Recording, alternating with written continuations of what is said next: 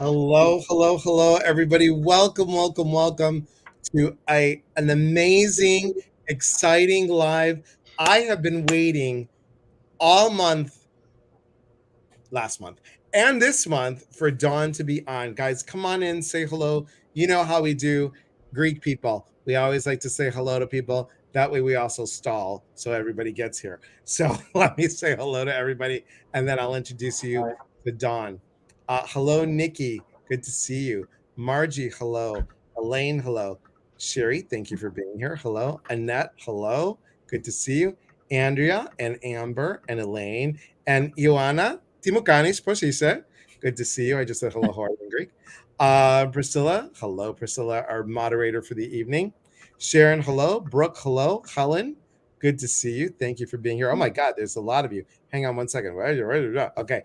Karen and Michelle and Brenda and Fully Humble, great name. And Camila and Chris. Hi, Chris. Margie says hello to you, Don, especially. Annette, Tawny, good to see you. Thank you for being here. Elaine says hello. Stephanie and Andrea says hello. Patty and Facebook user, hello. Let us know who you are. Kimberly, hello, Kimberly. Michelle, a good evening. And Dina, hello. Emmy, this Sag says hello. That's nice. Great. Cheryl, hello. Dina, hello. Kelly and Lindsay and Lisa and Dina and Beth. Hello, hello, everyone. Thank you, thank you, thank you for being here. And run, trip, repeat. I love that. Awesome. And hi, Lori. I will be in and out, but I'm here. Great. Awesome. And Priscilla, if you could just right away just put up Dawn's website, that would be great. Thank you so much so people can see it. So, guys, I have to tell you, back in 1998, I went to this really cute store and it was called Healing Earth Resources. And it was cute. It was in Chicago on Lincoln. And as I'm telling the story, here's that. And I went in there and I'm like, okay, I was so new to all the woo woo, so new. And the night before, I had an incident, let's just put it that way, where I was like, oh, I'm calling in my animal spirit guide. And I was working with one of my teachers, Susan Lipschitz, and I was looking for, I'm like, okay, uh, um, um, animal guide, animal guide. Oh, look at these cute little metal things. And I'm like, oh, that's really cool. Now, the night before, I knew I had a wolf, a cougar, and a hawk. So I'm looking through it. I'm like, how much are these? I'm like, oh, okay. These are reasonable. They're good. And I'm like, this is a cougar. Super cool. Right behind it was a wolf. Right behind that was a hawk. Every single one, all the other pegs were snake, snake, snake, snake, snake, dolphin, dolphin, dolphin. This was the only bunch. And I went up there and I'm like, hello. And the person was there. She's like, oh, great. And I saw Dawn moving around. They had the best cafe, you guys. The food was delicious, all Thank you. natural. And one thing about Dawn, you guys, never ever did she not say hello to a single person. Always hello. And she knew their story. She knew who they were. She goes, I can't remember your name, but I can tell you all about you. And it was just phenomenal. And I remember I was there and I picked up one of these and I'm like, oh, what's this for? And then this woman comes by and her name was Bhavani. And she comes by and she's like, oh, and I said, isn't this cool? She goes, well, you've done that before. I go, no, it's my first time. And she looks at me, she goes, no, you've done that before. And I said, no, no. And then she goes like this, you've done that before. Good to see you again. I'm like, what? So I fell in love with the store. And then Dawn and I got to know each other. And Dawn was the first place, you guys, the very first place where I had my very first workshop. She believed in me, and we have known each other for 24 years. I've had astrological chart readings with her, and she has always been the woman of heart, complete heart and compassion and knowledge. and you can't find anybody better than Dawn, and I'm being serious. So thank you so much for being here. Is there anything I missed out about your? I know you're a naturopath, and you created um, Jewels of the Lotus Oracle cards, which are phenomenal. I gave mine away because someone's like, I really resonate with all these. And I'm like, they're yours. It's just the way we do it. So thank you so much. So much for being here. Dolores says hello. Molly, Joy, Corey, Astrid, hello. Thank you for being here. And oh my God, you got more hellos. You got lots of hellos. Sorry, everybody. I can't go hello to everybody, but hello. Lisa says, I love that story. I I have never met someone. Dawn is like a combination of a Greek and Jewish mother. That's Come, I'll feed you. I'll give you what you need. And Sharon from New Zealand, thank you so much. Joy says, wow, Dawn, I think he likes you. So thank you for being here. Is there anything you'd like to tell people about yourself before we start? Efcharistopoli. Barakallah. She just said thank you very much. Sta bene. That's Italian. Anyways, geez, I'm a full-time astrologer. I'm fortunate enough to be busy, and that dog is not mine, unless my cat is taking up, as a Gemini and taking up barking. And wow, I'm just happy to be here. I'm really grateful. I watched Elias grow up all these years, and it was really, really beautiful. And I think that was really the gift of having a store, is just the ability to embrace community. I mean, we really loved everybody. And I mean, I'm sure there are stores like this around the country. We were pretty large. I like large, but I do like large. That's my son Jupiter, which we're going to talk astrology today. Jupiter is the abundanza, the great expander. And And it is. Saturn, go ahead. Right. I was just going to say Saturn's the contractor, the lesson, what you need to learn. So we're going to do a quick going through the astrologies, and just see, what can we do to strengthen you, help you. Where we are right now, come on, it's no joke. It's been crazy. But I want to say, and I think you're all quite aware of this, is that you're spiritual beings having a physical experience. And spiritually, you came into this lifetime at this time so that you can make a difference, because life can be like on a bell curve with consciousness. And you're here to help push people farther along the way. So I hear every new ager say, oh, I am not coming back. I'm so done with this. There's my Jewish wine. Other than I want to go to Miami. But, you know, but the truth is that you don't know when you're in spirit and you don't have all the shackles around you. Earth is very physical. It's a very physical experience. And sometimes that physicality, you could be flying and it could be great. And sometimes you're really, grounded to gravity. And it's a heavy experience. And we all go through heavy times. And we all go through really light times. And yes, we have a full moon in Australia, full moon in Cancer. I was sleepy today because that full moon was right on my Venus, and I just wanted to go go to sleep. But anyways, you have all 12 signs in your chart. So we're here to learn to relate to all parts of ourselves as well as all parts of our environment. And I'm sure everybody's seen what a chart looks like. It's a circle. Oh, here we go. I have one here. It's a circle, if you can read it. Up Oops. and there There you we go. go. And a little bit that way. Okay. Yes. So don't mind my gardening fingers. I garden a lot. So it's a circle. In the circle, there are 12 different pieces of the pie, and each piece of the pie is called a house in astrology, and each house has a representation to our environment, to what we're going to experience.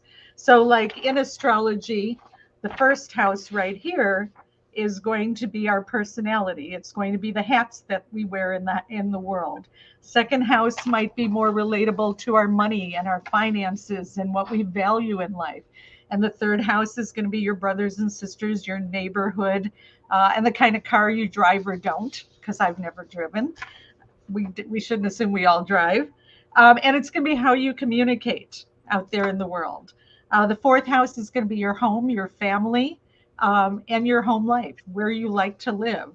Like I have Jupiter on my fourth house, so I like big windows, big expanse. And if you were here, you'd see that my whole back room is windows.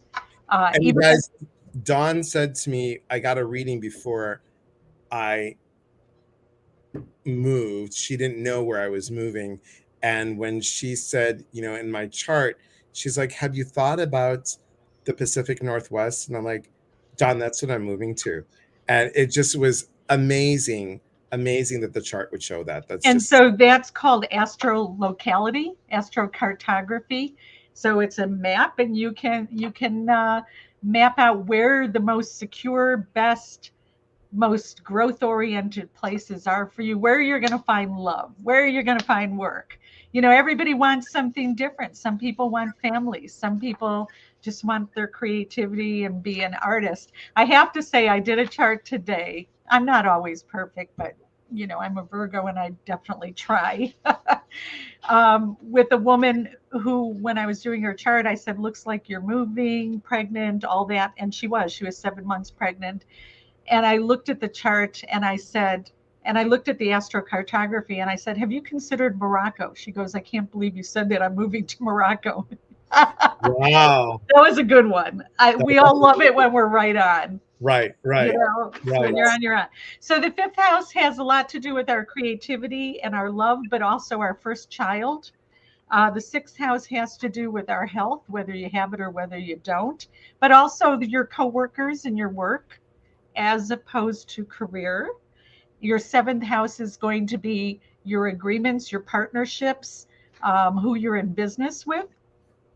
Your eighth house is, and it's going to show whether you're married or not, how many times, multiple. Sometimes people have a sign that could show abundanza in the Mm, marriage house, as opposed to in the money house. It might not be there where you want to have the abundanza. The eighth house is the house of other people's money. So it's going to show your partnership money or the results of the money that you make out there in the world, as well as what kind of money your partner makes, whether they do or whether they don't. The ninth house is going to be long distance travels, your philosophy, your religion, how you relate to the greater world out there, as well as being your conception point. So we look at that. The 10th house is your career, it's your reputation, good or bad. you know, it's your highest status out there in the world. I use it for the mother as well. Um, 11th house is going to be the house of your hopes, dreams, and wishes, what you can attain to, but it's also your house of good fortune and your house of friends. You either have it or you don't. But listen, I'll go to the 12th in 1 minute. We pick these things for what we need. And this is, I hope I don't piss anyone off. I'm sorry. go for it. The Secret, which has a lot of good things in there, but not everybody's meant to live in the big white house on the hill and drive a Ferrari or a Lamborghini. It's not congruent with um, most of our karmas and our lessons and what we came here to do. And if we ignore those things, then we just come back and we do it again and again and again and again. And at some point, you want to get off the merry-go-round. At Yeah. some point, you don't want the divine, all that there is, saying to you, well, I tried to offer you this and you said no. So now I'm going to make it a little more difficult. You can only have one leg this lifetime or something. Right, right. And the 12th house is the house of our inner consciousness. It's the house of our kind of like our Buddhic self. It's the house of our behind the scenes. It can be the house of secret enemies, where the seventh house is the house of open enemies. And so I do a lot, and I do this, by the way, on New Year's Day. And just a couple weeks after that, I do a class of what's coming up for the entire year. And I do the charts, of course, of the United States and different players like Ukraine and things like that. I knew this year, patting self on back, that what's called our ingress chart, when we went into the first day of spring, you do a chart for that, because in the old days, that's how astrologers would work. You'd work for the king and you would tell the king when you went to battle, because the rest of us were peons and we didn't get our own charts in those days. We weren't dignified as kings. But long story short, you had to tell the king when to go into battle, and if you didn't give him the right dates or the right outcomes, then it was off with your head, kind of thing. Or we're getting a new what do you call it, Vizar, Mhm. I think. Yep. Um, and so, anyways, when I did the chart of what's called the Aries ingress, the first moment of spring for the United States, and you can do this for every country, it showed 25 degrees of Gemini rising, which was also the birthday chart for Ukraine. So I knew that by the time we came to the second week of March, we'd be all in to some degree with aid and everything else. And we were, and it was beautiful. Um, I kind of worry a little bit about the end of the year because we're going to have a Mars retrograde. So all planets go forwards and backwards is not a bad thing. It brings you inward. If you have a Jupiter retrograde, you tend to be a little more concerned with your spiritual growth than somebody who might not. And that's too big for today. But long story short, Mars goes retrograde at 25 degrees of Gemini this year. And so I am worried about Zelensky, who's got a Gemini rising too. And, I'm worried about I worry about everything. That's what I do. So, So, so Dawn just explained, you guys, if you just tuned in, she explained briefly about the 12 houses on your chart. Now, Margie, good morning. Where are you watching from? So lovely to catch you live. Thank you. And guys, everybody that tuned in, hello, because I can't go through everyone's hello because there's so much information. Thank you, Priscilla. Have a good night. And Dawn, do you have an email list that people can join? yes, the best thing you can do is to send an email to Dawn, silver like the color, just what it says up there. That's it. And then I can put you on my constant contact. I want to be very clear. I usually don't send more than one thing out every month or 2 months. Okay, I awesome. might I send out the new moons and the full moon. Today I was just too tired to do it, but most of the time I do a whole thing, what's going on in the world and what the energy of the new moon, full moon, and the spiritual connotation is. Good. So Angeliki Timokanis Posisa. Hello, hello, hello. Margie's from Australia. So nice to have our great. international friends here. And so, guys, we're talking about thriving in your astrological sign. And Don was and Eleni's from Greece. Karisto Parapoli. Eleni's here from Greece. Thanks, Eleni. Eleni, Chikanis. do you know that Don lived in Greece for 3 months, right? Yeah, just 3 months, but ego katalabis paliligo elenika. Then get the Levenos tipo. I know enough to say I don't know nothing. Right. See, that's great. That's good. Uh, Kalispera, Kalispera. Okay, so Kyle, thank you for being here. So, guys, we're talking about thriving your astrological sign. Originally, what Don wanted to do was go through everybody. Well, we have 74 people on, so that's going to take a little while. So Yeah. um, we're just gonna do. Don said she'll do each sign and talk about the thriving. You're going to talk about the full moon piece because it's all about these two planets, correct? Well, I was going to do mostly Jupiter and Saturn Okay, great. because Jupiter is the principle of expansion. Everybody wants a good Jupiter, good expansion.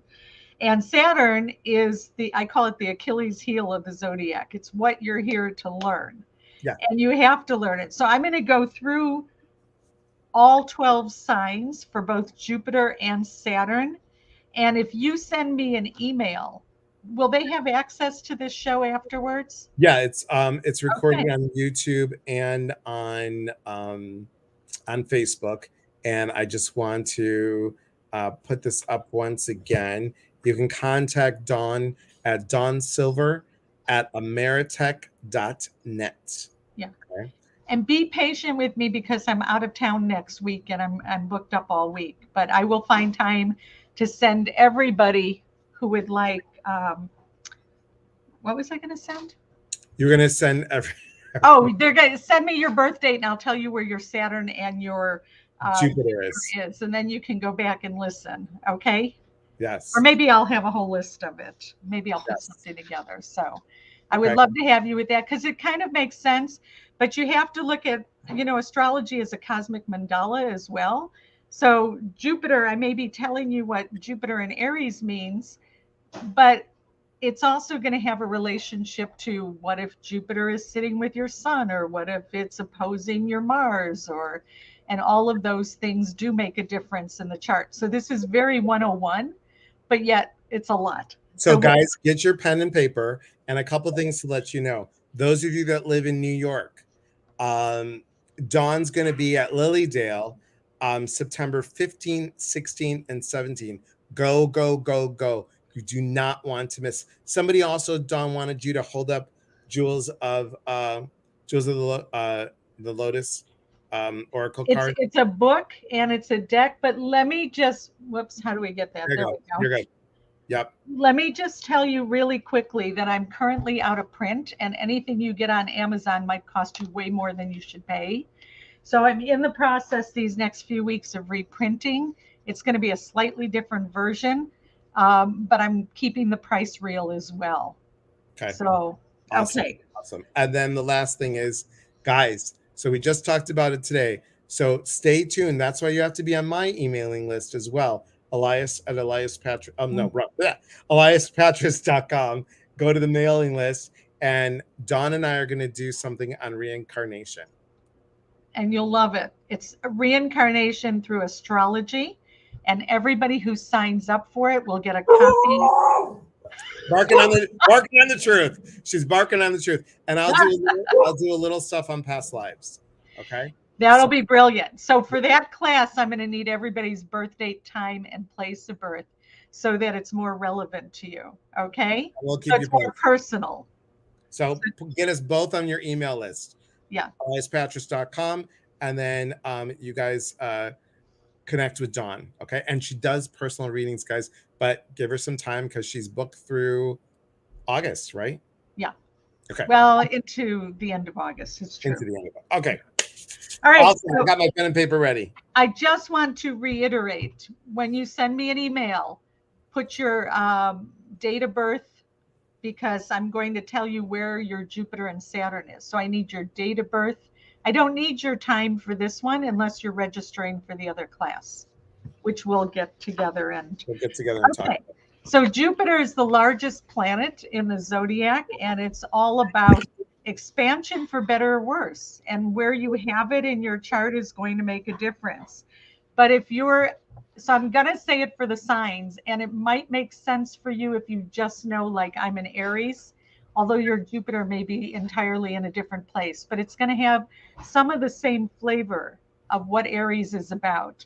So Jupiter in Aries, your sense of expansion manifests through your need to be authoritative. You have a talent for leadership and a strong desire for freedom of action. And in spite of your ability to learn from your mistakes, you can be a little proud and a little egocentric at times. But think of Jupiter as the pioneer. So Jupiter in Aries is going to want to pioneer whatever it is they're doing. They're the trailblazers of the zodiac. They're confident in their decisions. They tend to be sporty too. So Jupiter rules sports, and Jupiter in Aries tends to be very sporty in nature. The growth in the material world will depend on finding possibilities to develop whatever their initiatives are, or occupying a position of power. So if you have, and none of this is in, I don't think I better do that. If you have Jupiter at the top of your chart, if you have Aries as your midheaven, you could be an executive in marketing or anything that's very trailblazing in nature. Okay, now on the other hand, if you have Saturn in the sign of Aries, Saturn can be your Achilles heel. So it's all about having a disciplined body, action, and leadership. They're trailblazers, but they don't like interference on their trailblazing. Now, Aries rules the head. I tend to see people with Saturn and Aries having lots of nasal issues, sinus issues. They usually have some sort of a scar near their head, especially if they're in Aries rising. So that means Aries is starting off your chart. They tend to have a lot of red in their hair too. So that would be natural for them. They're used to using their advantages in life to get ahead. And so sometimes that's an Achilles heel there. They could try to force their ideas of right and wrong on other people, sometimes they're not good listeners and they need to slow down and listen better. Um, but they can rely on their powers of persuasion to get their point across in a very direct and succinct method. So that's what I would say for Aries. So just to know that we're on the right page, is there any Aries here that kind of makes sense for them? Even though we're talking about Jupiter and Saturn, um, And you guys, this is very general. And Peggy asked about, is this, does it matter where you're born? Well, right now we're just talking about your right? overall sign. Yeah, it. Yeah, we're just talking about your sign, but we're also talking about how Jupiter or Saturn are going to behave in your signs. So Right. what's the best? What's the lesson kind of thing? Right. Yeah, time of birth always makes a huge difference. And thank you, Kimberly. And when I do the class on reincarnation, we're going to need your time for that because timing is everything. So this is Jupiter and Saturn, but you can kind of say, oh, my sun sign, like Andrea's oldest son is an Aries. So you could say, does that make sense to him? Does that make sense for who he is in the world? Even though he might be an Aries with all his other planets in Pisces or something. I just described your ex husband, Brenda. Is he an Aries? Thumb up on that one. Even the red hair. There you go. And Because guys, if you just came in, we're going to go sign by sign. So hold the comments if you can, because we have a lot to go. She just started with Aries. So we're talking about Jupiter and Saturn right now. and, Okay. and let's just say Aries is ruled by the planet Mars. And Mars is the god of war. Aries likes to get in there like a little soldier and be the first. They really like to be first. They're the first sign. So it's like me, me, me, me, me. And my daughter has an Aries rising, which starts off her chart.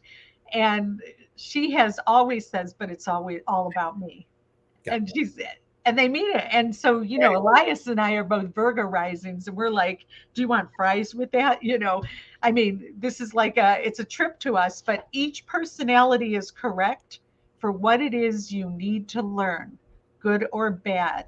You could have had 20 other lifetimes as a Virgo or a Libra, and this lifetime you choose the lessons of Aries to round yourself off to be complete. So okay, Taurus. We're going to talk about Taurus. Taurus is the second sign of the zodiac, naturally rules the second house of money. So Taurus rules the vocal cords and has a very nice voice. Taurus in general likes to just, they like the god of food. They like to just sit down and be comfortable. Where Aries is always in such a hurry, you got to tell them to slow down and eat. It's not a contest. Okay, so now we have Taurus and Taurus's sense of expansion. Are we good here or no? Yeah. I'm just telling everybody we're going in order. Everyone's like, what about this? What about this? Hang Hey, on. keep your pants on. We're going. We're going in order. You Yeah, have, and Lindsay, if you want it, Lindsay and Michelle, if you guys can cue in on the comments if you want to, instead of me typing, because I think people are hearing me type. Okay. No, let me we just did not say, do, I'm a Capricorn, guys.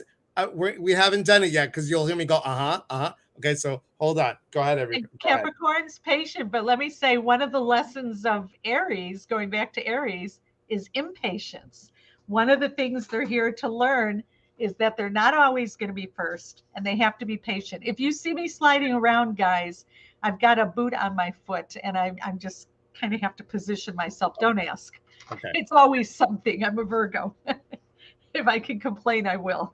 So Jupiter in Taurus. Now Taurus is all, Taurus sees God in the food. They like sauces and French food and they like to get comfortable. And Jupiter in Taurus, could have a few extra pounds sometimes. It depends on the whole chart, but that's what they like. They like comfort and luxury. And we're not talking about the Ritz all the time. We're just talking about the nicest towels, the best bed, all that kind of stuff. How can they be comfortable? But it does rule the second house of money and values. And Taurus on the second house of money, um, let's just say they like money. They like money a lot. And they manifest through their financial dealings. They have a deep understanding of the true value of something. You could come up to someone who's a Taurus rising, like that puppy there, and they'll look you up and down and they'll be like, they like labels, things like that, along with Capricorn, by the way. They're very good at money matters. So very, very good. And they do well in their own business. They like administrative work along with Leo. They like good life luxuries. They have expensive taste, which could lead to self indulgence. And they can be very stubborn. Taurus is the least conductive of all the signs, a little bit with Capricorn, but they don't move. They're going to stand there, and then until they're good and ready to move, they're not going to move. And that's the Taurus energy. So Saturn in Taurus, which would be the Achilles heel, the lessons that the Taurus needs to learn is the inhibition principle affects their personal evaluation, how they see themselves. They have a strong need for financial and emotional security. That tends to be top of their list. They can be very apprehensive about trying new things. Just to give you an idea of Taurus, my daughter has Taurus on the second house. Second house in your chart's also what you put in your mouth.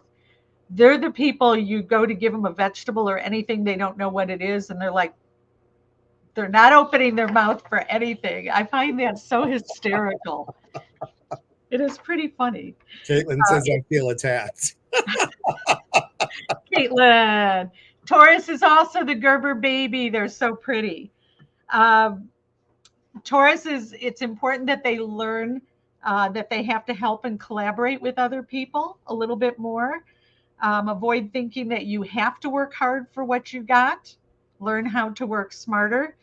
And develop an incredible resistance to adversities in difficult times. Taurus does not like to be uncomfortable. They like to be comfortable. Taurus, if you have it on the rising sign, is going to have a head full of hair. They have the best hair, where Aries, I forgot to say, has the best eyebrows. They're the ones with those fabulous arches, and you're just like, dang, dang. Taurus usually has nice lips, big hair, but they tend to pack a few extra pounds. Now, again, Caitlin, it did not look like you. It depends where this is in their astrology chart. Okay? One little sip of my water here. And guys, we will get to all of you. It's going to take the whole time. So don't worry. It's each sign, we're going little by little. Okay. So hold your thought, people. Hold the thoughts. Yeah. I have to go in order, you guys, because, otherwise you're all over the place. Cheers. And I'm too used to being all over the place because I have a lot of Gemini in my chart. Speaking of Gemini, expansion in Gemini. Gemini is the third sign. It's all about communication and multitasking, and their sense of expansion manifests through their intellectual capacity. They're very intelligent. Although they tend to be the jack of all trades, they know a little bit about this, a little bit about this, a little bit about that. They're the people who should go on Jeopardy, seriously, along with Aquarius. They're intelligent. They're noted for their mental power. That's their superpower.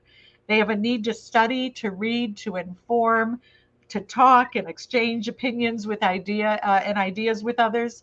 My son is a Gemini, and you cannot get him to stop talking. But I have my moon in Gemini, so moon is the public. I can talk to the public. It works. Knowing more about the topics you're involved with, getting them a little bit deeper will increase your confidence level. On the other hand, you have to learn to combine your great ability with your feeling. So let's say, for instance, past life you were a Gemini, this lifetime may be Cancer, and you've come back in to develop a feeling nature or to give more depth to your feeling nature. But Gemini, Gemini is all about variety, and variety is the spice of life when it comes to Gemini. They like a little bit of everything. Okay, so Saturn, the Achilles heel, and two, if you have Saturn in Gemini, you might have some issues with your brothers and sisters. Or you might have issues in your ability to communicate, or problems maybe with your hearing, how you hear things. You can express yourself clearly, but you tend to jump all over the place and be a little undefined or very intangible and looking at abstracts more so.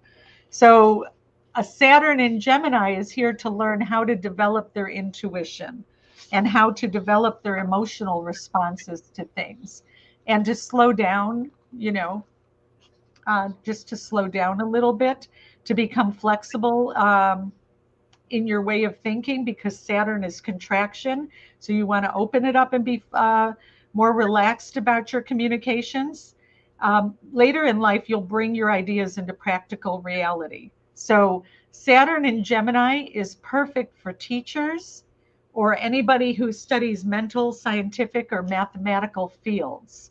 So it's important that you study because your future success is going to depend on your cultural level. And let me just say that Gemini loves to be like the bus driver or the person who's, gets to talk to everybody and every kid, the gym teacher. Um, but they tend to underestimate who they really are Mm-hmm. because they're much more interested in just communicating and talking and just getting to know everybody. Their park benches were made for Geminis. Perfectly. All right. So now we're going to go, and Gemini eats and talks at the same time. So what they do. And because it's a dual sign, it's the twins, they could be multitasking. They could be running here, or if they're kids and they're leaving a mess, they leave a mess this way and a mess that way. So it's really nailing it in Gemini. All right, Jennifer.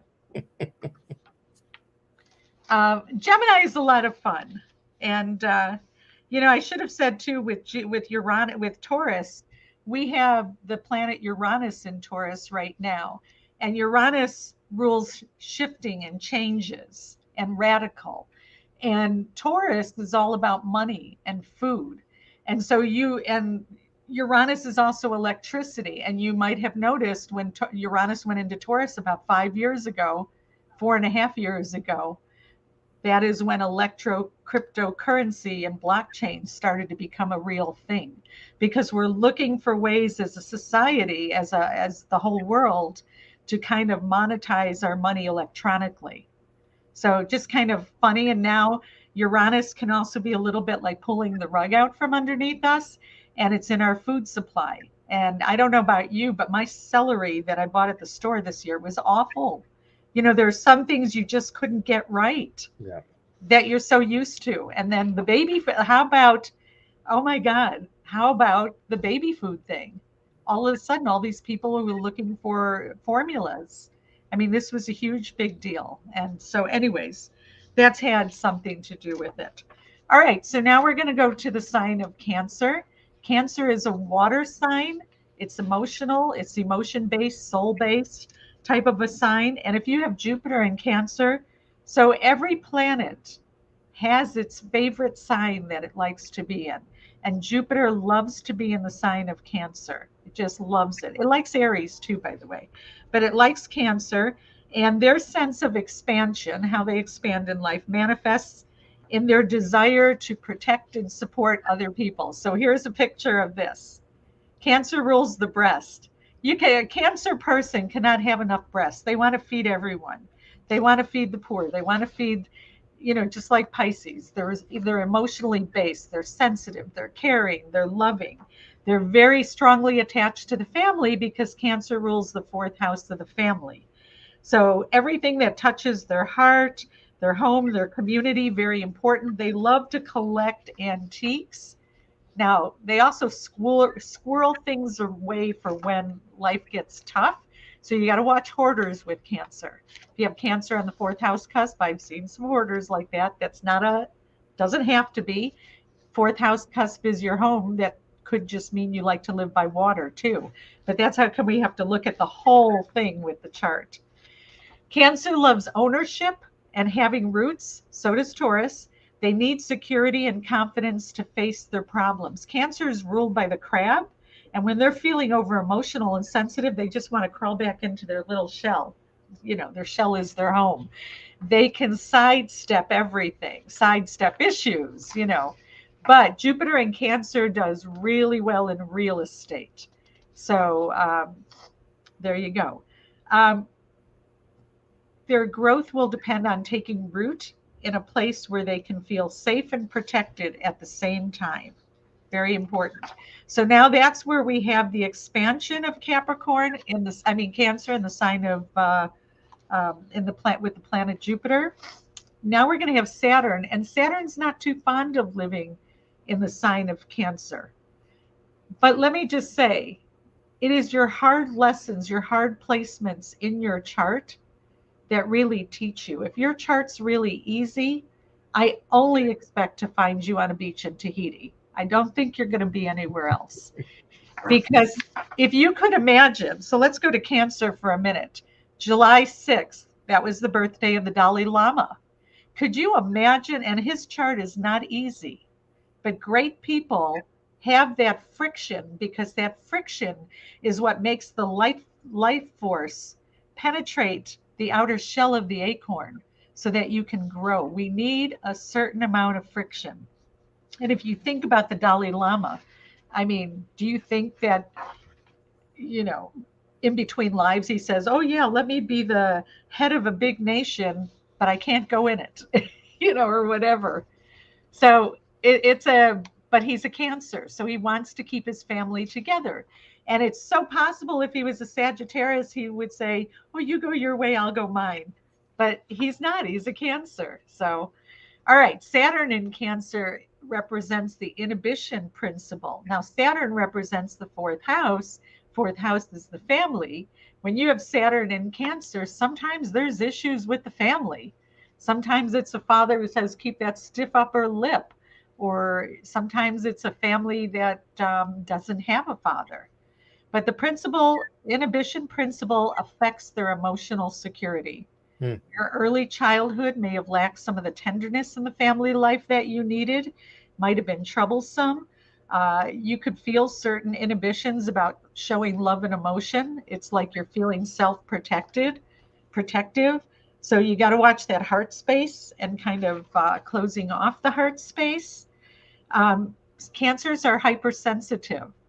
They feel everything.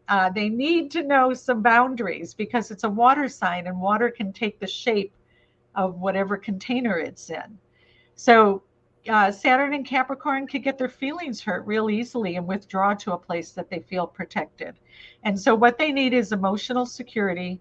Otherwise, they become shy, somber, and lonely and have a difficulty with others. So by knowing that, you just kind of create flexible boundaries, but know where you're secure, find your security, and operate from that.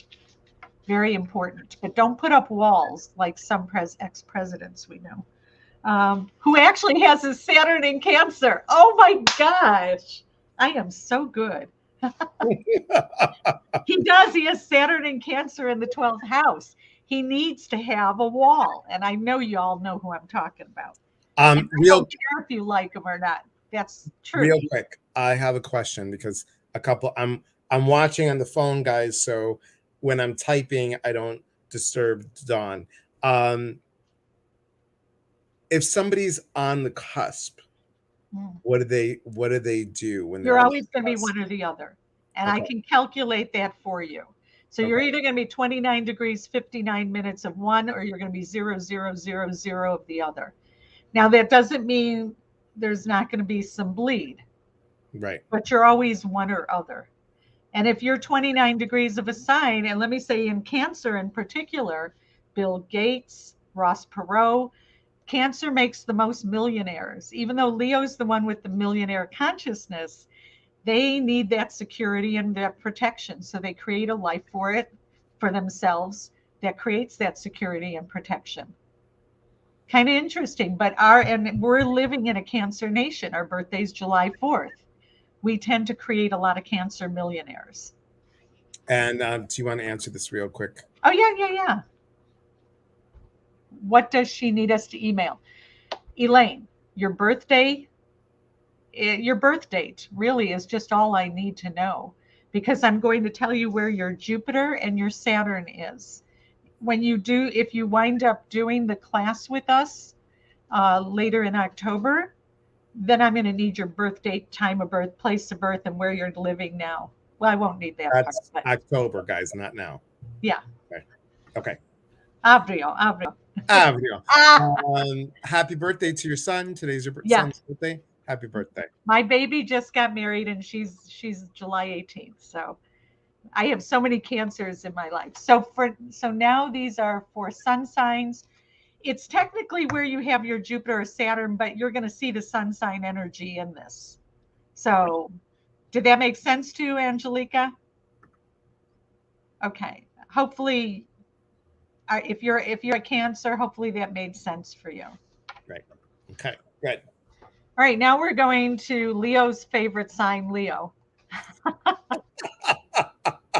Because think about it, Leo is the sun, and everything revolves around the sun. And Leos like it that way. They like it, but they can be one of the most generous signs. So Jupiter in Leo, it's good to be the king. It's good to be the queen, whatever. Their sense of expansion manifests through their creativity because it's the natural ruler of the fifth house of creativity. Your success will depend on the faith you have in your own ideas. You are friendly, good humored, and always attract the attention of everyone else. But an evolved Leo will shine a light big enough for everybody to see themselves in. They don't need to have that special feeling special. They allow other people to feel special. Like being a head choreographer or something like that. You're making it so other people can shine. The sun shines. Okay. Leos are prone to exaggeration, especially of their own ego forces. They can be a little materialistic. They love being abundant. If you have Leo on the second house of your money, that's a millionaire consciousness. And that is the Bill Gates and the Ross Perot energy, too. You think big, you think really big, and you really don't have it in your mind that you're not going to make it in life. I mean, that's really what it is. They have a strong sense of justice and they tend to dominate a little. It's a fixed sign. So they like things. And, if you don't do it their way, they get a little indignant and their tail goes between their legs. And it's okay. It's okay. Because remember, there are 12 houses in astrology, and somewhere in your chart, you're going to have that Leo in your chart. Elias and I have it in our past life house. So we were big shots in our past life house. Seriously, seriously, it was good to be the king, but so you're going to have it somewhere. You're going to either have it in your house of health, which is going to relate to your heart because Leo rules the heart, but Leo also rules the back. And if you know the symbol for Leo, it goes up like that and curves. That's the mid back. Leo people tend to take, thank you, Dana. Thank you. Very good. Tend to take a lot of guilt on their mid back. And so I'm also a napropath, so I, do some pretty heavy body work too. Get down there, Leo. Let me work on that. Leo is friendly, of course. They like to impose their ideas on other people, but they love to accomplish their goals, and they're usually very accomplished as well. Leos are fun. They're the party. It's the house of parties, too. Okay, Saturn in Leo. That's the contraction of the lesson you're here to learn. The inhibition principles affects the expression of their creativity, like they're afraid to be creative, or there's karma with their creativity. If you have that maybe in the 12th house, maybe somebody stole your creative ideas in another lifetime. I think about that. I think about Tiffany and those gorgeous lamps, but he didn't actually do those lamps. There were the Tiffany girls who created those lamps, and they didn't get paid any more for that or credit for it. And it was just the time. It was just the time. Okay. You have a great need for personal recognition, and Saturn is going to show you some humility when it comes to your need for personal recognition. They like to be leaders. They can be leaders as long as they're measured and they keep good books and do a good job. But, it can be hard at times. They're serious, cautious, reserved, and they can lack a sense of humor because Saturn's afraid of their gift. You will have to learn to enjoy life because Leo is all about enjoying, laying in the sun, that beach in Tahiti, and loosen up with regards to your responsibility. You have great mental vitality and excellent ability for fields such as education and management and administrative, but also in the arts, without a doubt. So it's really important for anybody who has Saturn in Leo to share their gifts with other people and to not isolate themselves because they're afraid or inhibited of the gifts that they have. Now, right now, we have Saturn going through the sign of Aquarius, which is the opposite sign of Leo. And Aquarius rules the ankles, the shins, and the neuro transmitters of the body. You can, when you're dealing with medical astrology or nutritional astrology, the opposite signs are going to have a reflex to what's going on. And Leo rules the heart. So it's the heart in the back, but also watching the opposite principle as well. Right now, we have Uranus and Taurus square Saturn. And I'm going to talk about cryptocurrency for one more minute because Saturn, which is responsibility and the great teacher, and government, has been square Uranus for the last basically year and a half.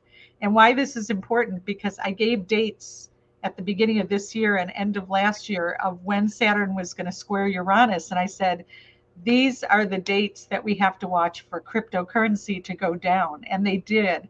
And we have this occurring in October again. So now I'm the last person in the world to tell you how to invest, although I've told people and they've made money before, but it's not my best gift. So there are people, in astrology, I know we're done with Leo here and you're just going to have to wait for Virgo for a minute. But in astrology, there are people who specialize in financial astrology, psychological astrology, just general astrology. I'm a nutritional astrologer as well as that's one of my gifts. You could do career astrology, which we're kind of toying with a little bit today as well. But there's just about everything you could imagine. There's environmental astrology, there's mundane astrology, which is just about the politics of the world. So And there, your nutrition astrology is spot on. I mean, everything that you yeah. do, John, is spot on. But I mean, the stuff that you told me about some supplements, spot Thank, on. thank you, thank you. I do have a degree in that as well, and my joke about that is that I was studying astrology for a few years, and my astrologer told me to become a naturopath, and I'm like, what the hell's a naturopath? But it's amazing. It was a 3-year college. I went there, got my degree, practiced for many years till I wanted to have babies because all these big guys would be coming to me in the 80s. And so I had a few miscarriages. But long story short, I'm an astrologer now. But my joke was, why didn't she tell me to become an astrologer? Because if it's not funny, it didn't happen to me. And that's the Gemini humor. Geminis love to laugh.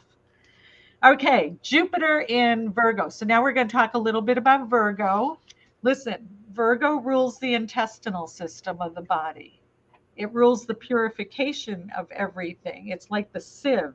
Everything goes through Virgo and gets filtered out. Virgos, along with Pisces, tend to have more allergies or gut issues like, leaky gut, Crohn's, whatever you want to call it. And Virgos have had an issue with this lately because Neptune has been in the sign of Pisces, opposing Virgo for the past roughly 11, 12 years. So, depending on what day you're born, it would affect you. And there have been all these Virgos, oh, I can't drink anymore. And oh, I'm getting distended or whatever the issue is. Um, all right, I'm going on too much about that stuff. Hi, Michelle Buckley. So, Virgo's sense of expansion can conflict with certain limits and restrictions. Virgo has guilt issues sometimes. They feel like they need to be all things to all people. They have a marked sense of constructive sense of duty and responsibility. They like to make useful things. We always joke, Leo's on stage, but Virgo's in the background making everything happen. We've got their head down, they're cleaning up after everybody. um, Virgos can be a little shy sometimes, and they tend to dismiss their own abilities. It's important to learn to let your idealism develop freely and to rely on your own initiative. You are comfortable working for others and fulfilling your duties. Now, I tend to see lots of people who have the planet Jupiter in Virgo being very good at botany and gardening and herbology and growing things. And so if that's you, you might just, and Taurus too, the other earth sign, and Capricorn. Capricorn rules farmers. You might just have that extra sense to you. Are we good on time, or am I taking too much time? No, you know what? You take your time. We're gonna go over, and it's all good. It's an all-nighter, people. Oh no, one night only, one night only. Bump. Sorry, go ahead. That's right. No, that's actually funny. You should do that. That's now you're going to have that in my head. I, Okay, so Saturn in Virgo. Saturn likes to be in Virgo, so you get off a little early, easy on that. So Gemini and Virgo are both ruled by Mercury, so they can be good writers. And to have Saturn in Virgo, it gives you the discipline to get that done. So the inhibition principle affects the enthusiasm and the enjoyment of work, but they're very particular about the work, and it's got to be neat. Oh my God, you got Virgo on the fourth house. There's a place for everything. I don't have Virgo on the fourth house. You're hardworking, careful, conscientious. You perform with efficiency, accuracy, and precision. And like Capricorn, if it has to do with work and coworkers slacking off, they don't like that at all. Capricorn's going to get, let everybody know that because they like to be in charge. Where Virgo's going to do everybody's work. It's like doing their homework in school because they just don't want the conflict. I'm thinking of what's his name from the father in oh God, Back to the Future. oh He was yes, doing Biff's homework. yes. Never mind, you guys. Virgos could relax a little bit and have a little more fun. They forget to have fun. Virgo risings, and that's because they like to work so much. They like work so much, and work is fun to them.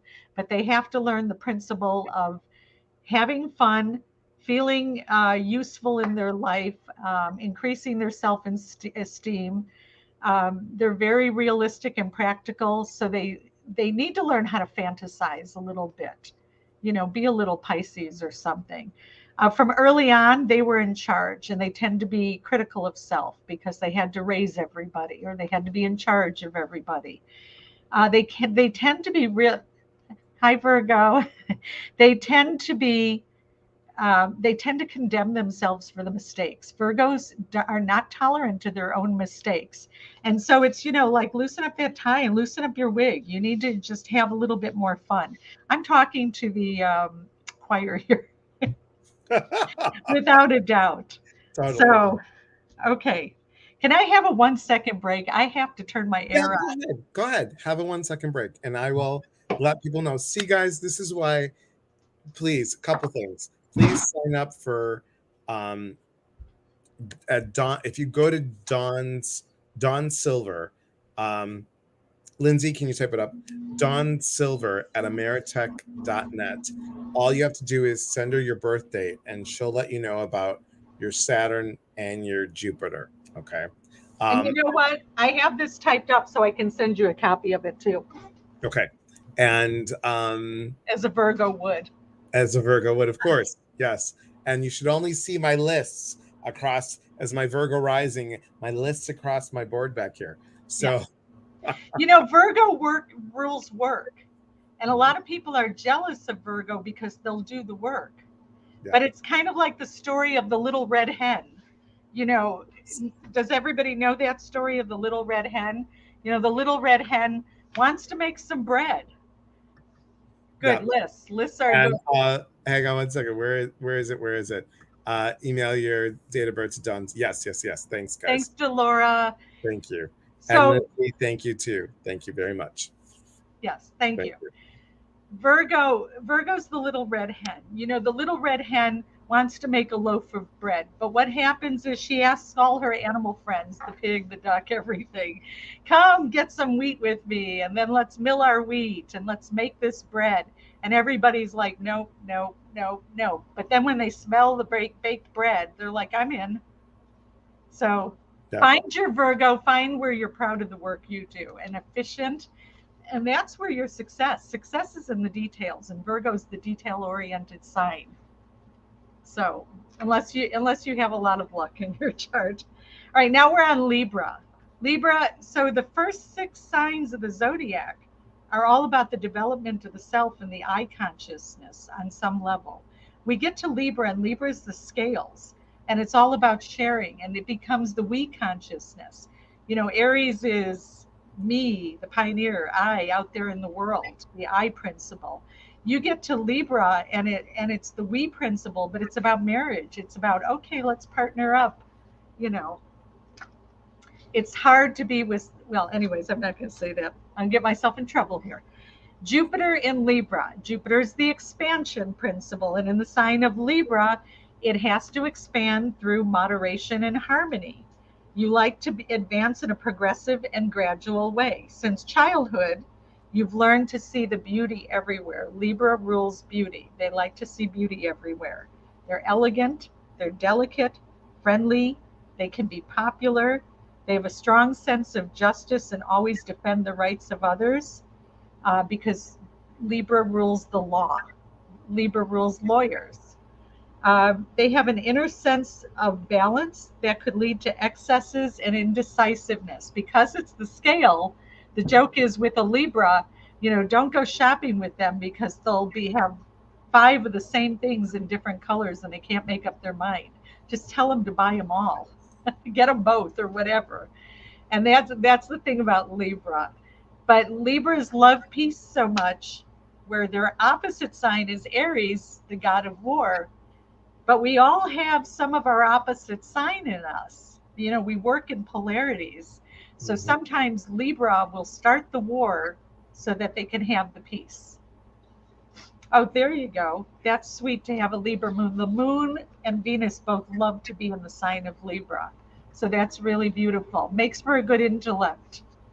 If any Librans would like to come organize, no, you want a Virgo, honey, to you want a Libra to feng shui it after the Virgo cleans it.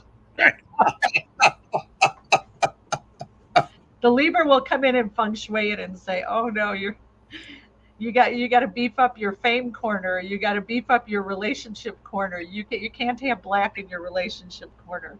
You got to have red hot passion." um, so Libra likes the public, and their material success depends on how they are in the public. Okay, because the seventh house also is the beginning of the public. It rules the public. All right, now, and by the way, Libra rules the kidneys, just in general, because you have two of them and they're about balance in the body. People who have difficulties in relationship oftentimes will have kidney issues. So, or kidney stones, when it gets hardened, you know, I'm gonna harden my heart. I'm gonna cry all my. Tears. Yeah.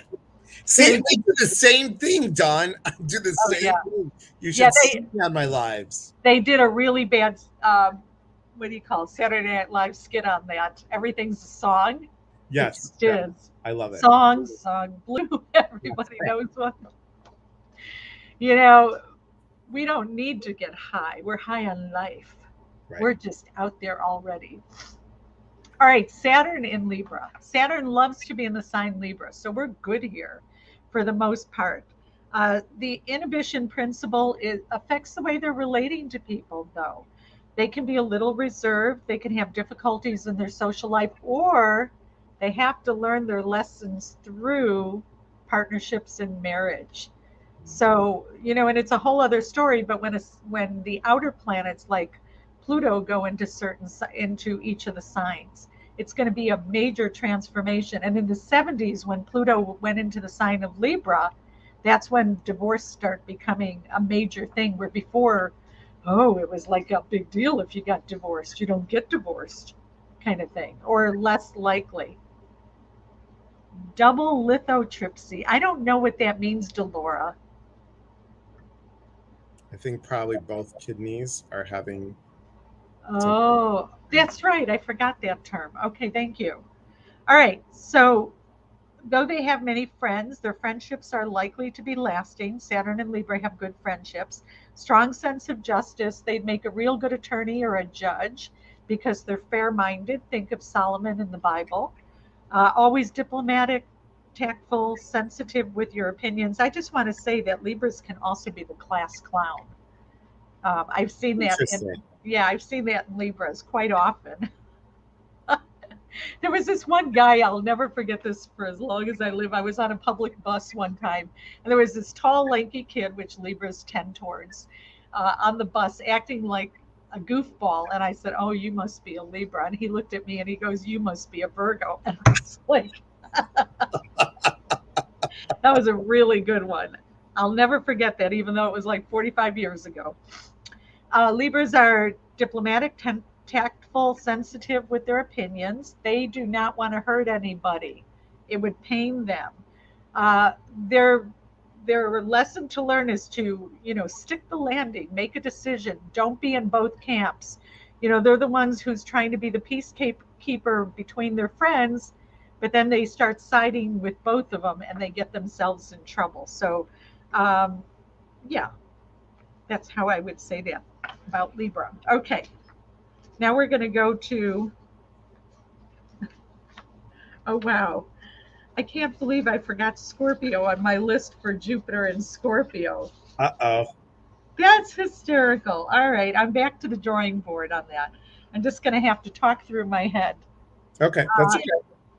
Jupiter in Scorpio. Scorpio rules other people's money. Sometimes you'll see a socialite with Jupiter in Scorpio because they like to live large off other people's money. Not always, but sometimes. Scorpio is the doctor and the detective. So if you have Jupiter in Scorpio, you have a natural gift for research and digging deep. Where Cancer can be ancestry. So if you have somebody with Jupiter in Cancer, they might be just the person you need to do the family tree. Jupiter in Scorpio, what else can I say? They usually like boating and swimming, things related to that, unless they're Jupiter's retrograde, and that's a whole other story.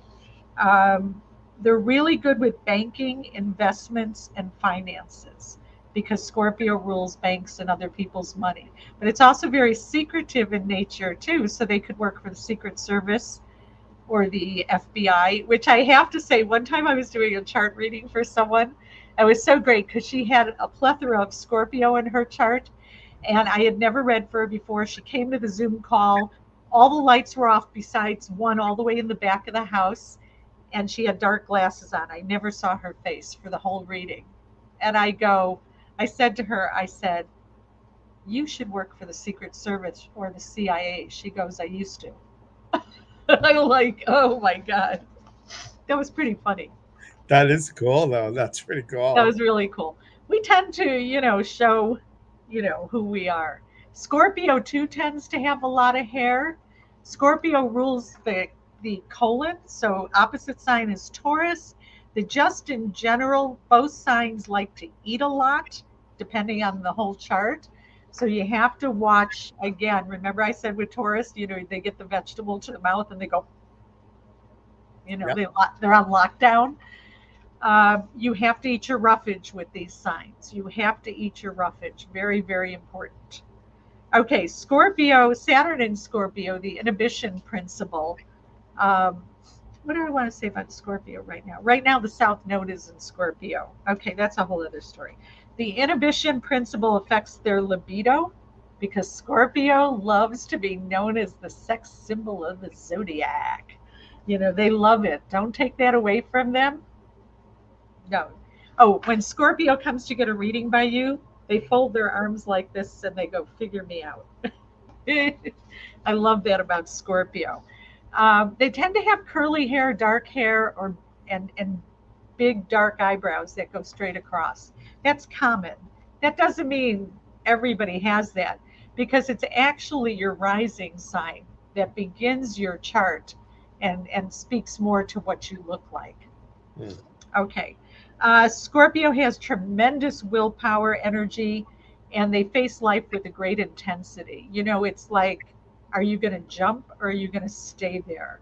Scorpio rules the dark, deep marsh waters and rivers that just needs Drano to come through and break up the dam, and get it flowing. Once they're flowing, they're good. They're really, really good.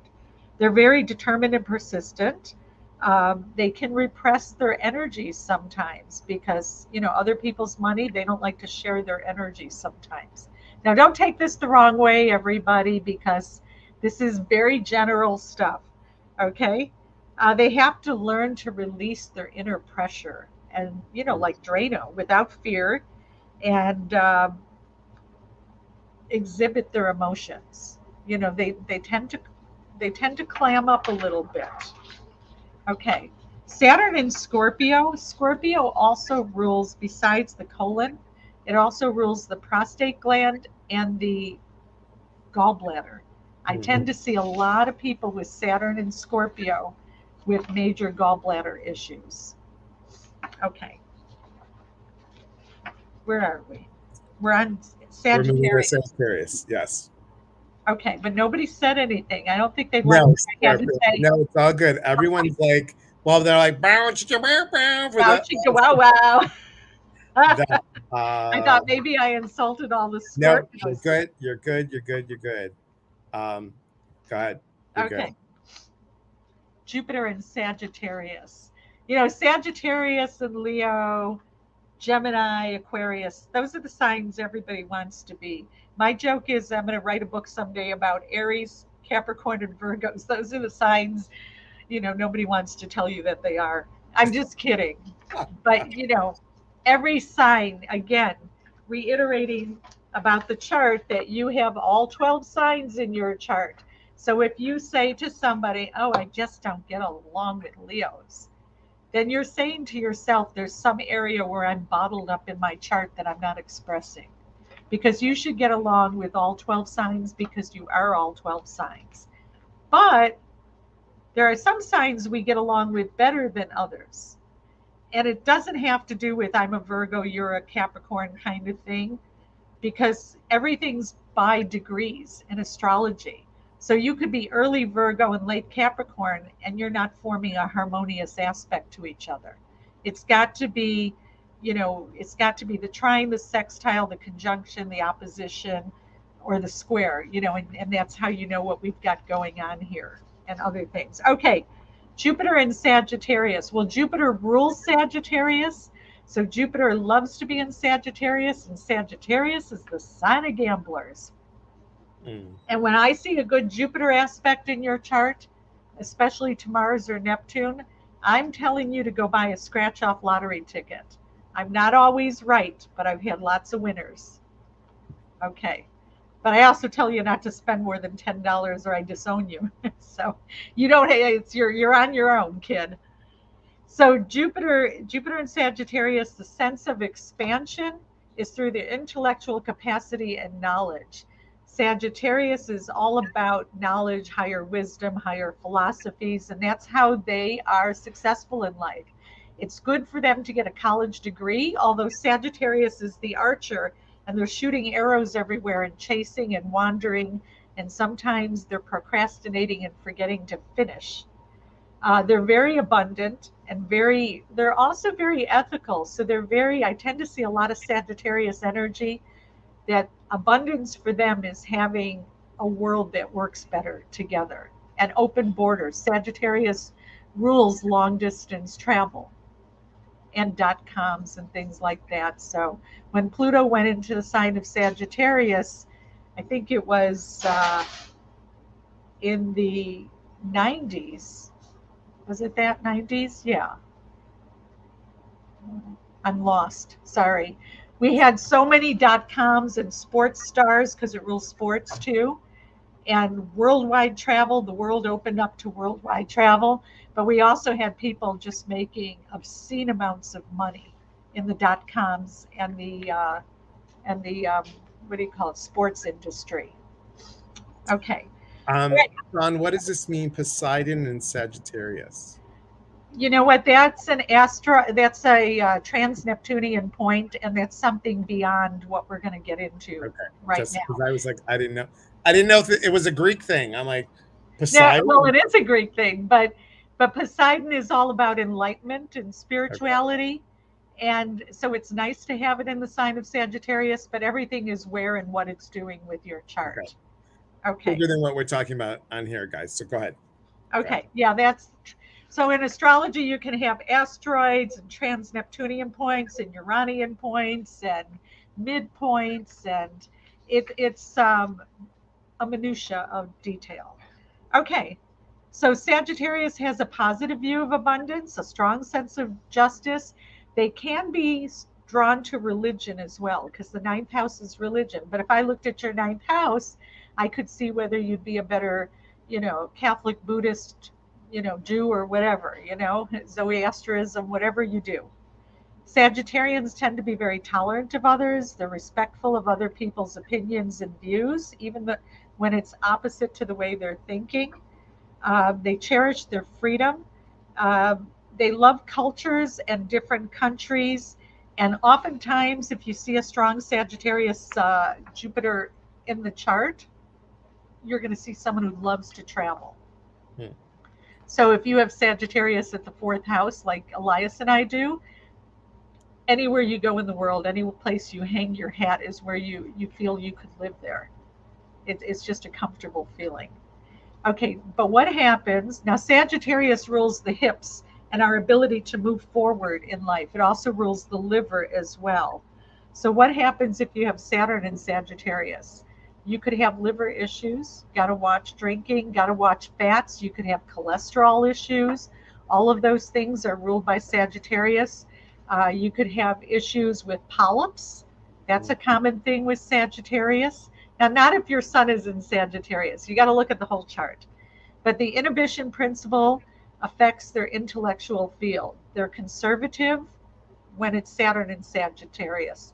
I tend to see people who can even be opinionated and prejudiced of other people and other cultures.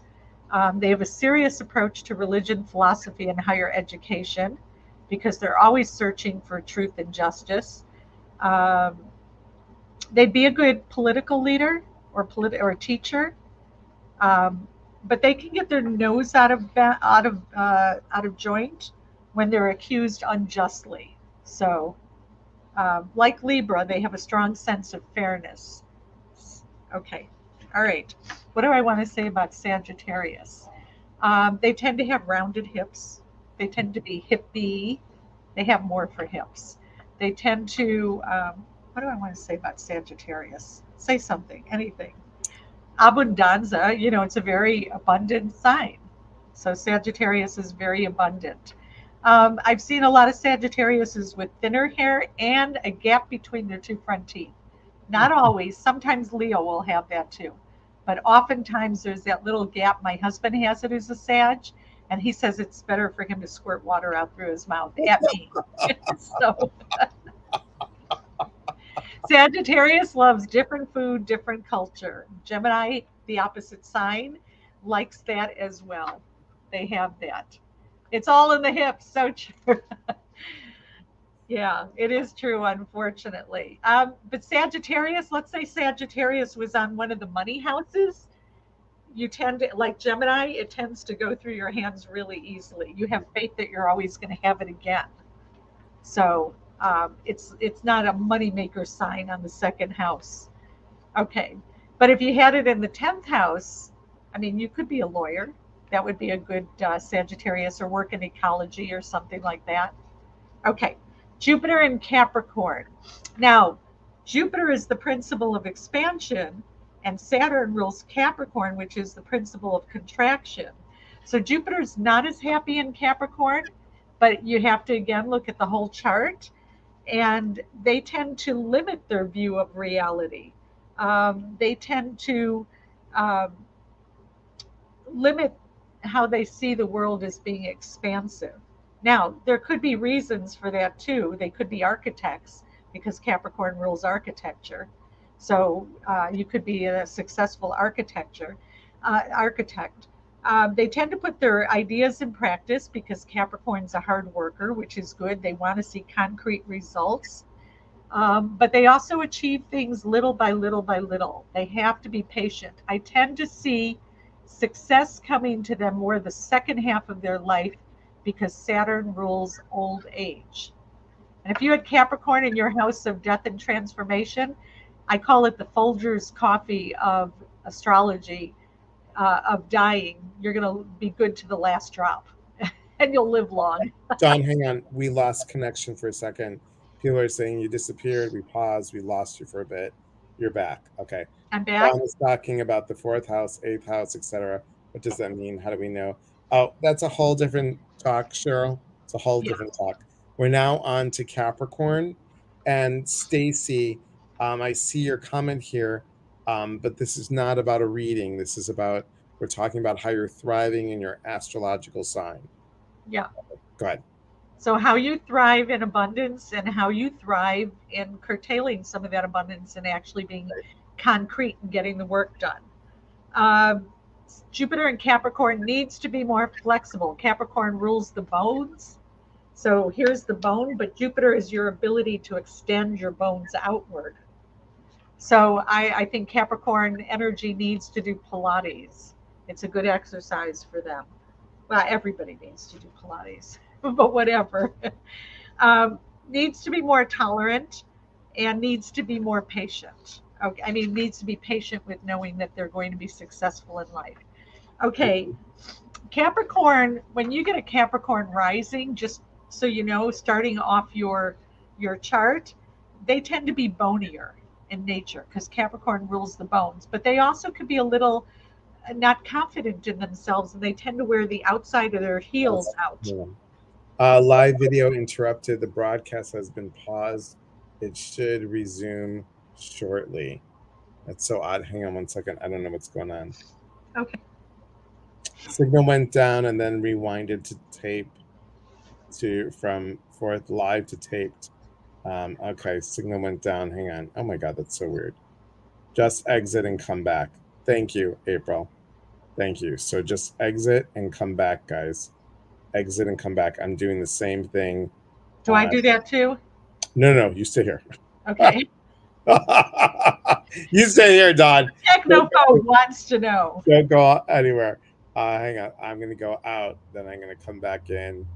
And, um, yep, we're good. I think we're good. Are we back to, nope.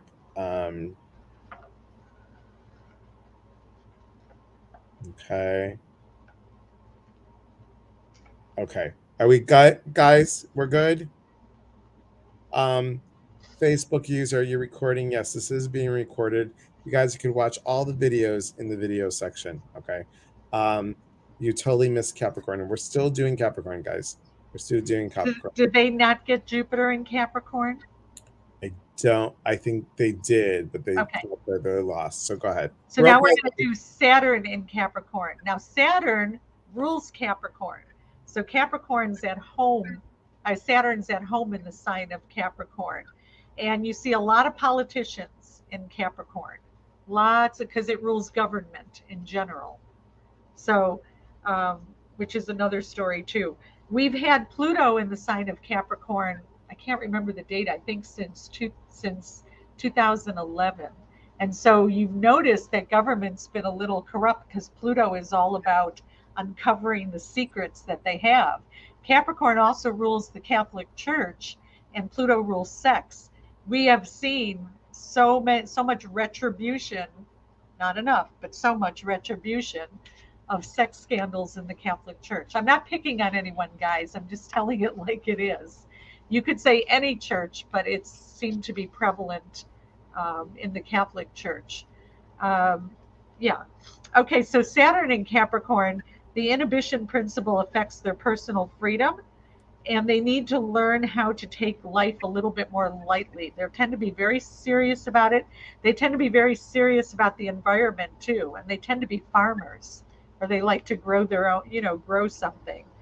They're ambitious for power, prestige, authority.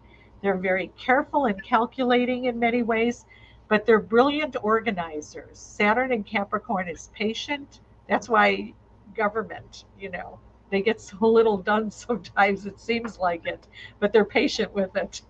All right, I'm being bad. No, you're good. They could seem a little cool, calm, and collected sometimes, just like Aquarius can do too, both co ruled by Saturn.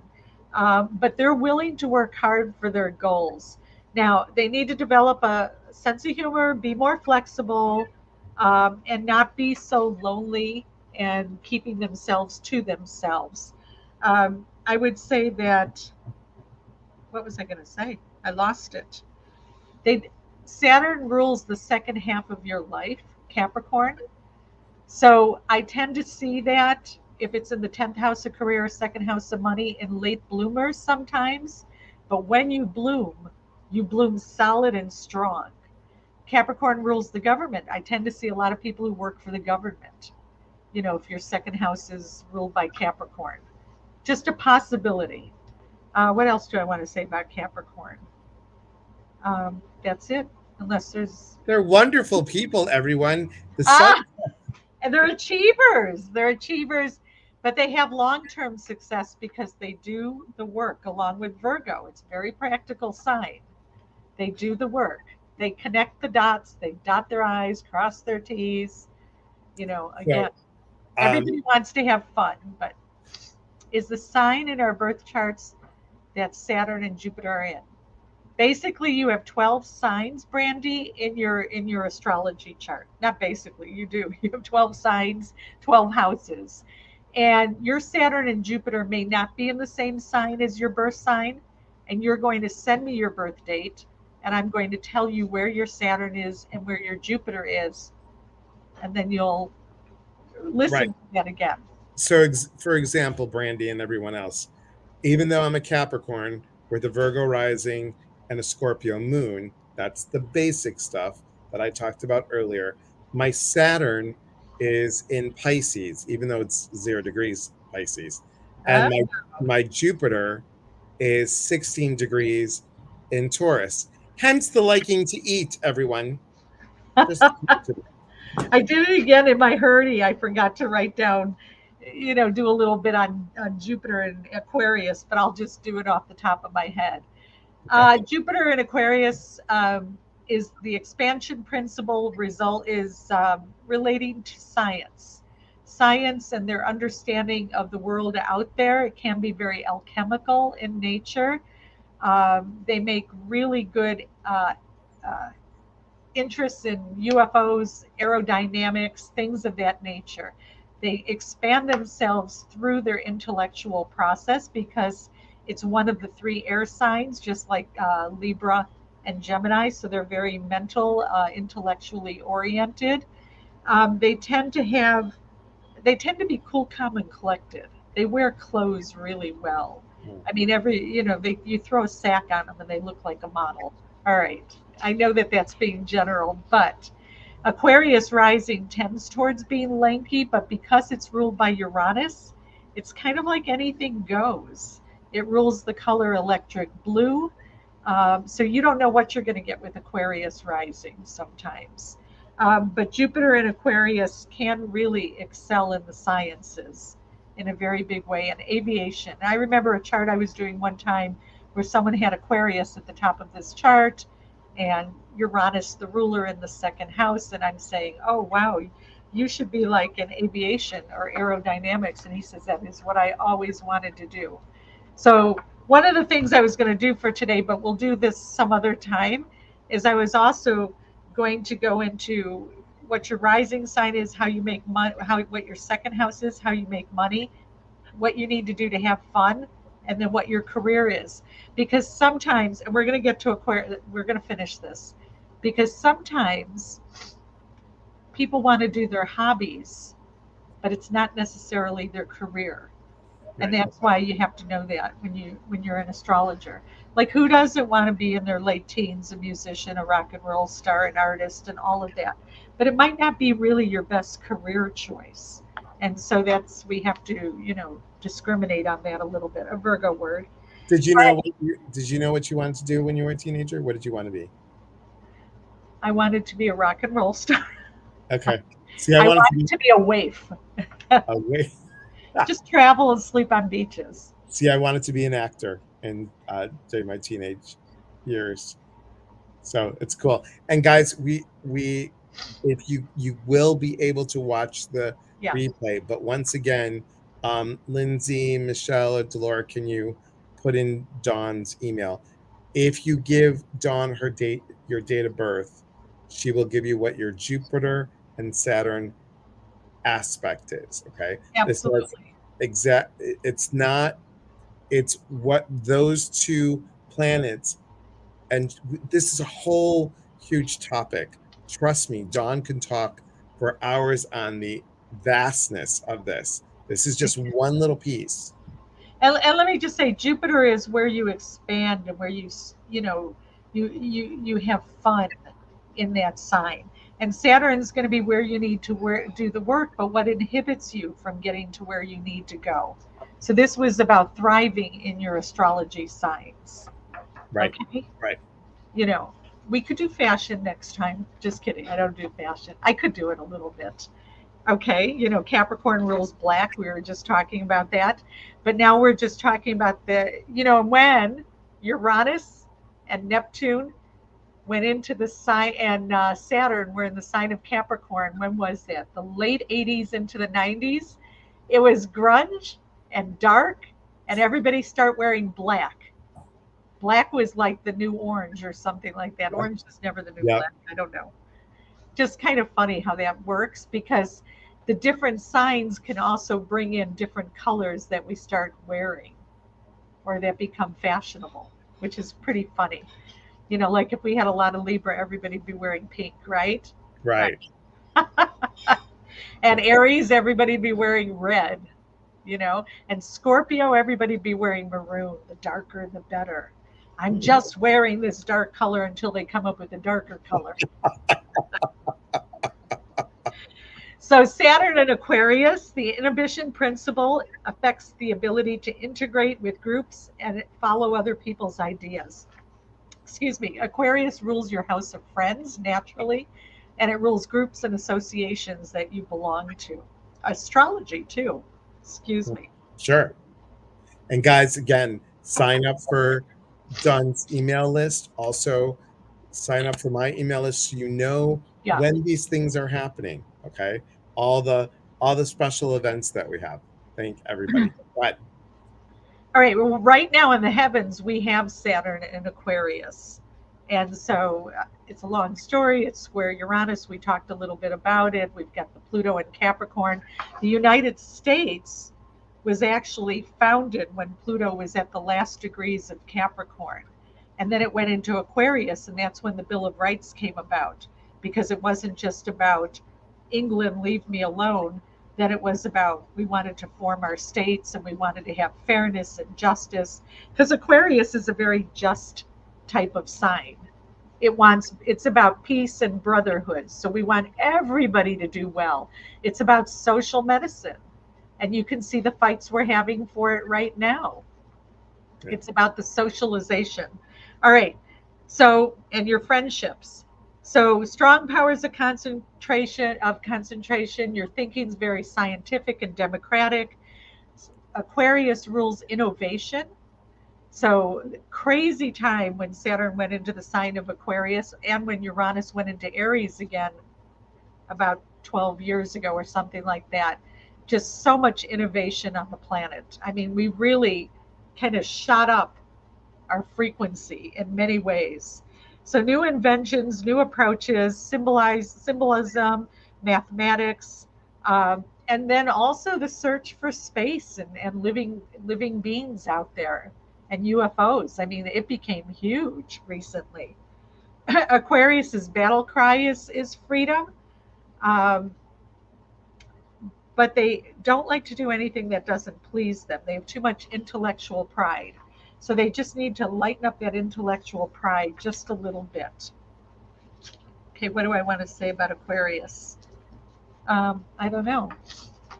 I guess we'll get back to that. All right, let's go to Jupiter in Pisces. Jupiter loves to be in Pisces.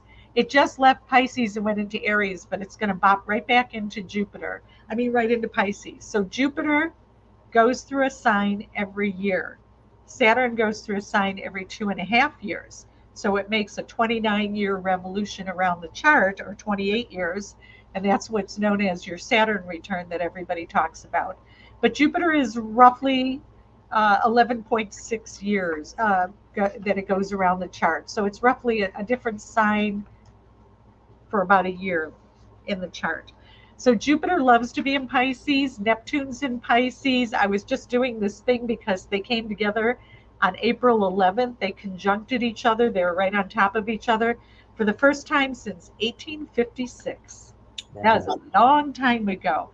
But I went through this whole thing in another presentation. I was talking about all these famous people who had Jupiter in good aspect to Neptune, since that has not happened since 1856. And, we're talking about Findhorn was founded. We're talking about Eileen Caddy, the founder of Findhorn. If you don't know Findhorn, Findhorn, you should read the Findhorn Gardens and know about it. It's the largest intentional community in the world, and it's in Scotland. It's near the Moray Firth, um, up in northern Scotland, in an area called Elgin, Hmm. or right outside of Elgin. But Peter Max, I was talking about Peter Max because he was big in the early 70s when Jupiter was in Pisces. And if you don't know Peter Max, just Google his. By the way, he's real ill right now, and Hmm. it's kind of sad. But Google Peter Max and see all that hippy dippy. Oh, April, are you single? Let's get married. I'm married. I'm kidding. Um, so Jupiter in Pisces, expansion through sensibility and solidarity with others. Pisces loves everybody. Pisces is Can we about just pause for 1 second? sure. Guys, everybody say a prayer for Nikki. She's having spinal procedure tomorrow, and just say a prayer for her. She is just needing all the prayers for a spinal procedure. So many Absolutely. prayers for you. Many Do prayers some for you. vitamin C, but this is also that Saturn and Aquarius opposite sign Leo. Yeah. Leos are being affected by it. So I don't know if that's what your sign is, but nonetheless, could Yes. be your health sign. And April said you're so intelligent she could listen to you all day. She Yeah, loves you. And then she said she's married, but don't let that stop our love. maybe. April, you're so kind. I can listen to what you have to say about me all day. Yes. I'm just kidding, you guys. I I must just be in love a. you so much, Dawn. We love this full moon energy leaving Cancer going. It's still in Cancer, though. It'll be in the sign of Leo tomorrow. Okay, Jupiter in Pisces. Jupiter in Pisces is saintly. It's beautiful. It wants to care for the least of humanity. It wants everybody matters when there's Jupiter and Pisces. Jupiter and Pisces, and also Jupiter and Scorpio, they make good sailors, and I tend to see they go join the Navy, just in general, of course. They're very obliging, not the Scorpio, just the Pisces, inclined to help everybody. Virgo and Pisces rule animals. They're the ones who want to take care of every little. If I see a spider in the house or I see a centipede, I get the cup and the piece of paper and I walk them outside. And I do this like it's like it's just part of my everyday life. Great. Yeah. Yeah. Other people would be, my daughter is just like, can't she just crush it? She's the one with the Aries rising. No Yeah. time for that. I'm just kidding, but I'm not kidding. Um, Pisces, along with Cancer, another water sign, and Virgos, make good doctors, nurses, and veterinarians. Cancer, not as much the veterinarian, but they're really good at caring for everybody and fluffing everybody's pillows. They just want everyone to be comfortable. Their material growth will depend on how they can feel useful to others. They're warm, they're perceptive. They can be a little withdrawn sometimes and live in another alternative universe, a fantasy world where, Aquarius could live in that alternative universe of UFOs and star seeds. Pisces is more going to just live in the heart. I love Pisces energy. And again, somewhere in your chart, you have this. Now, Pisces rules the feet. Jupiter in Pisces might give you big feet. Hmm. That's kind of an interesting one. It's interesting. Jupiter is a hot sign. If you had Mars in Pisces, which is a real hot sign, it's hot and dry, then you just hate to wear socks. You like your feet to be able to breathe. I mean, there are all those crazy kinds Right. of Yeah. things. The inhibition principle with Saturn in Pisces is to assume what reality really is. They're not into reality so much. They're imaginative. They tend to live in the past just like their other water sign Cancer does. They live in the past. Their emotional energy is strong, but I also connect Cancer and Pisces to the Akashic records, Mm. especially Cancer because Cancer rules librarians. So they're keeping the records, the Akashic records for all time and space. They've got great emotional understanding. They're ruled by a fish, but it's a double-bodied sign. So it's okay. How does it go? Like that, the fish, and either you're going to swim up towards spirit, or you're going to swim down to the depths of the bar that serves spirits. Mm. Okay, yeah, that's a real one. Mm. Pisces is willing to be least, along with Virgo, so everybody else can be seen. They need time to discover their abilities, fields of literature, investigation, metaphysics, and stop reacting to everything.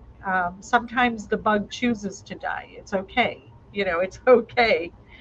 But they can't escape responsibilities, not because they're procrastinators like Sag can be, but just because they're living in that fuzzy alternative reality. Um, so to give you an example of something that's kind of cool, Pisces usually has little rosebud lips, but they have beautiful eyes. I mean, you could get lost in their eyes. They're so dreamy looking, and that's what Pisces rules is the dream nature along with Cancer, the moon. So if you have moon in Pisces, I would probably have to call you every morning and tell you to wake up, kind of thing.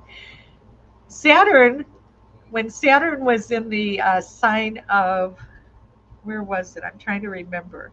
I'm thinking it was in the sign of Sagittarius, square Neptune when it went into the sign of Pisces for the first time in 165 years, about 11, 12 years ago. So it formed this square. Saturn rules walls, and it also rules, uh, what do you call it, lead. And Pisces rules water. Neptune rules water. That's when we found the lead in the water in Flint, Michigan, and then we started to see it all over. I mean, it's spectacular when these things happen. Truly. Nature. When Uranus, the planet of change, was in opposition to Saturn in 1988, we took down the Berlin Wall. Saturn rules walls. So that's just another way of looking at all of these kinds of things. I know it's not easy right now in the world. It's kind of hard, but I also know that you chose to be here now, and everyone has a role in what they can do to make this world a better place. We've had some very gullible energy and fake news in the United States. Our Mars in the United States is 21 degrees of Gemini, which is square that Neptune, which is fantasy and lack of reality. And Gemini rules news. So, we've been living through this, but I do think that some things are going to get better. But they're also going to be startling because we have three major planets getting ready to change signs. Pluto's going to go into Aquarius for the first time in 248 years. Neptune, not for 3 or 4 years, will go into the sign of Aries. And Uranus is getting ready to go in Gemini in about 3.5 years. And you ain't seen nothing yet. I mean, we are going to be the Jetsons. We are going to be doing what Totally. you can't imagine. It will all be that. And guys, I know we went way over, Oh, I'm and I sorry. want to thank you. No, no, no, no. And I want to thank you for You can dance. staying here. This is what I tell them. I'm like, oh, and my like for tomorrow, my growing your psychic senses class, it's 90 minutes long, and I'm like, but guys, Greek mouth. So let's just say it's 2 hours because it's not going to be 90 minutes. Uh, That's such a Virgo thing, Elias. I just want to tell you, Virgos are so concerned that everybody gets their money's worth. It's a yes, I thing. know. And that's my rising sign, you guys. It's not Mine my too. sun sign, right? It's both of ours. So, Don, I want to ask because everyone's telling you how amazing you are.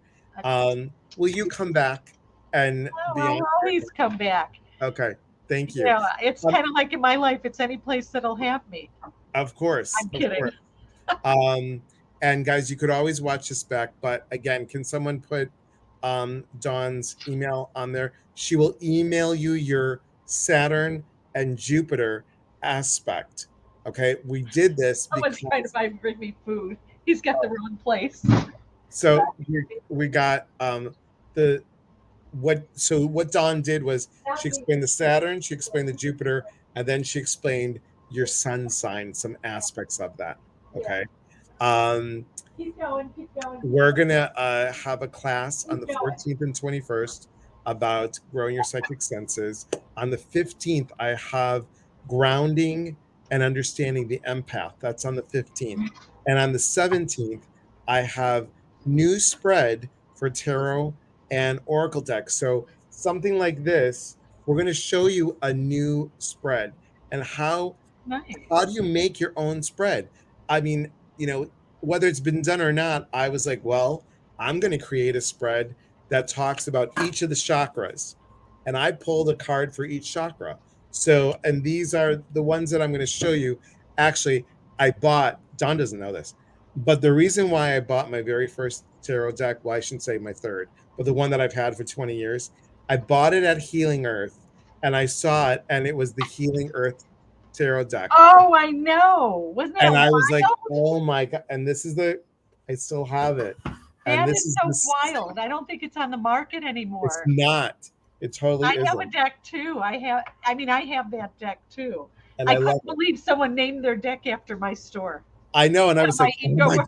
was. And back in that day, I mean, even now I still do it, but back in that day when I was a newbie, it's a sign.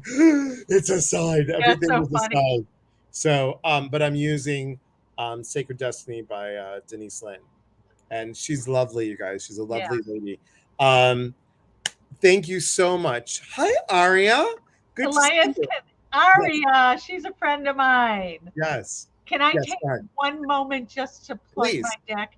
of So course. I wrote, I'm sorry, everybody, you're not going to sleep tonight. I wrote a deck called the Jewels the Lotus Tibetan Gemstone Oracle, and it's based on the seven main chakras and the five main elements and the Tibetan path of mindfulness and the five skandhas. It's a long story, and the Pythagorean, blah, blah, blah. Anyways, if you're interested in that, it's all based on crystal healing and gemstone.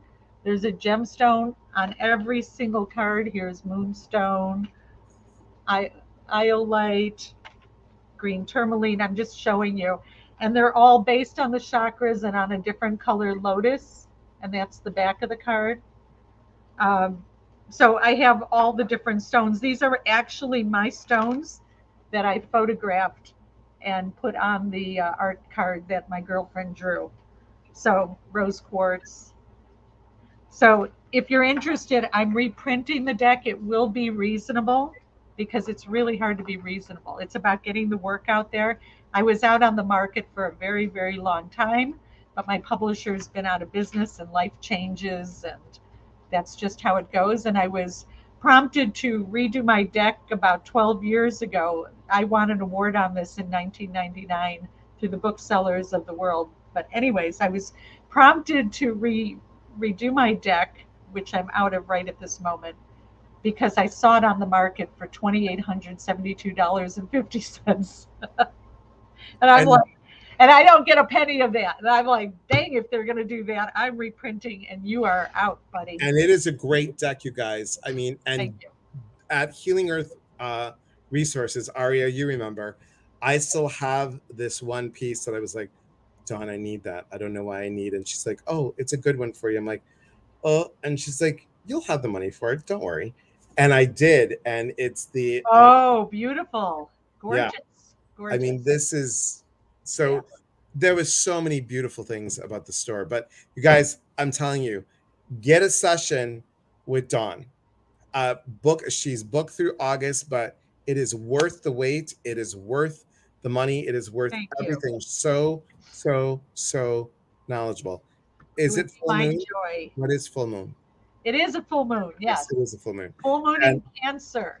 yes, you can purchase her cards. They So will be let me coming know, out. Elaine, because I'm reprinting and it's probably going to be till end September.